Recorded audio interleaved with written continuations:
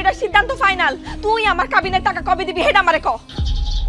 আমি না, শোনো, তুমি হলো আমার বউ।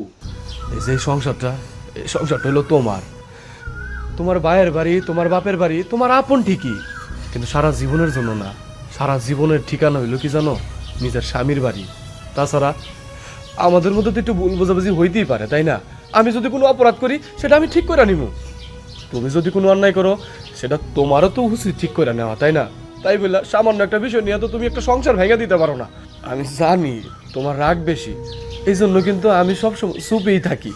তুই চুপই থাকবি। এই এখন তোর এগুলা কথা মনে হইতেছে?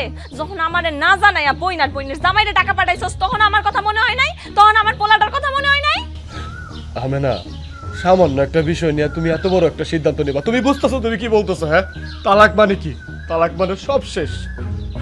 আমাদের এত বছরের সম্পর্ক, আমাদের পোলা, একটাবার ভাবো